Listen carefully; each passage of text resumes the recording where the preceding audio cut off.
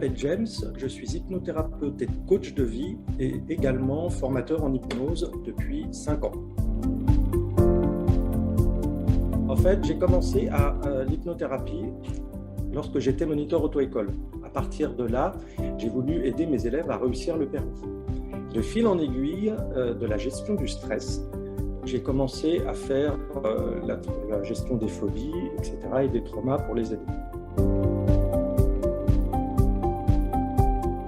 On me voit pour les problématiques de type phobique, toutes les phobies, les traumas, alors que ce soit des traumas liés à l'enfance ou des traumas liés plutôt à la vie professionnelle, les maladies longue durée pour les symptômes, etc.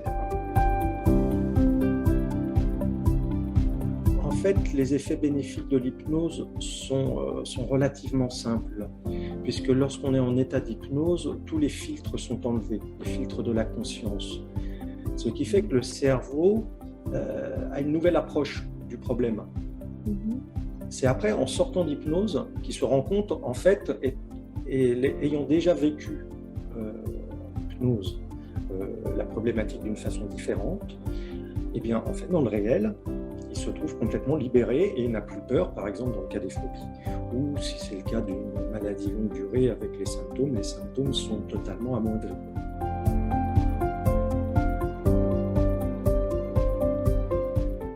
En fait, l'hypnose a fait sur moi quelque chose d'assez particulier, puisque je me souviens que j'avais décidé en hypnose de ne plus avoir de filtre, c'est-à-dire de vivre la vie pleinement.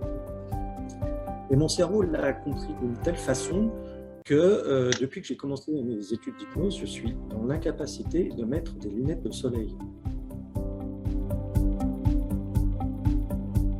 En fait, j'ai assisté à 2 petits miracles. Le premier, c'est un pompier qui avait la peur du vide, ce qui est assez gênant, et qui m'a envoyé juste après la séance une photo, un selfie sur la grande échelle. Donc ça, c'était un joli petit miracle. Et le second, qui était un peu plus complexe, était une personne qui avait eu des attouchements sexuels par son père en étant jeune.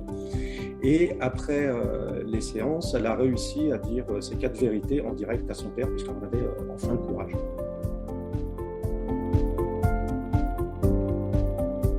Alors en fait, c'est pour tous les âges, de 7 à 77 ans, et il y a en majorité un profil plutôt féminin.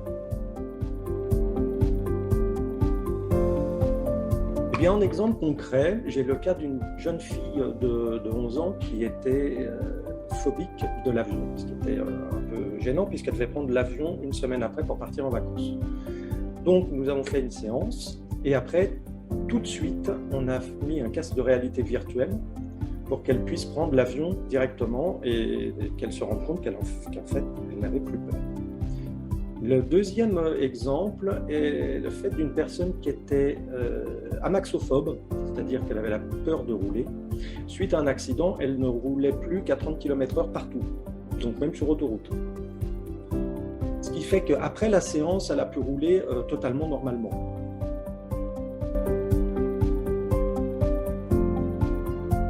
On peut trouver un changement dès la première séance. Si c'est le cas d'une phobie, par exemple, en règle générale, si ce n'est pas lié à un traumatisme, en une séance, c'est terminé. Si on a un traumatisme derrière, déjà de toute façon, dès la première séance, ça passe. Il y a déjà un mieux. Mais au maximum, je travaille sur 3 séances pour une problématique. Par exemple, si on prend le cas d'un traumatisme, une dépression, même si elle est bien ancrée, en règle générale, en 3 séances, on a déjà une très très grosse amélioration.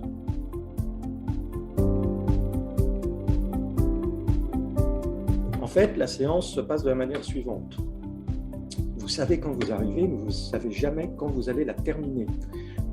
Parce que le but d'une séance de thérapie de cette sorte, c'est de mettre le maximum d'informations à plat afin qu'on sache par où travailler. Donc, les séances ont un début, mais pas de fin. C'est-à-dire qu'elles peuvent durer de 1 heure à 3 heures. Vous êtes toujours maître de vous-même en hypnose. Nous ne faisons pas de l'hypnose de spectacle, donc je ne vais pas vous demander votre numéro de carte bleue, ni vous transformer en poule.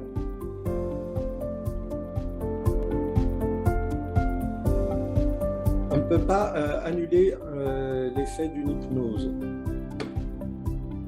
Au pire des cas, si par exemple on prend le cas d'une phobie, si on ne se confronte pas à la phobie directement ou dans un temps très court, on risque d'avoir une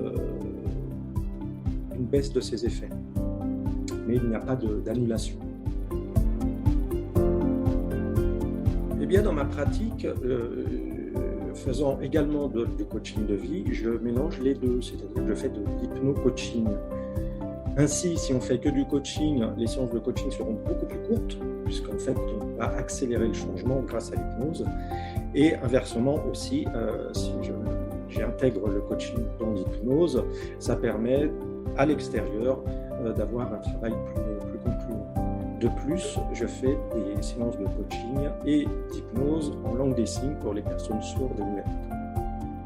Je prends tout mon temps afin de faire une séance. C'est-à-dire que la séance peut durer de 1 à 3 heures pour le même prix. C'est-à-dire qu'il n'y a pas un tarif horaire, on prend tout notre temps pour trouver le problème et trouver ensemble la solution pour le résoudre. Eh bien, le travail de la langue des signes m'est venu lorsque j'étais moniteur auto-école et que je devais apprendre le code de la route et la conduite automobile à mes élèves sourds. Et là, c'est pareil, de fil en aiguille, j'ai remarqué que en fait, toute la communauté sourde n'avait pas accès à beaucoup de choses. Ils n'ont pas accès, par exemple, à la thérapie. Quand ils vont voir un médecin, ils ne sont pas obligés de parler le français, il ne faut pas le parler, mais ils ne sont pas obligés de le comprendre. Donc, c'est là que m'est venue l'idée de continuer l'apprentissage du langage des signes pour faire de la thérapie avec ces personnes-là.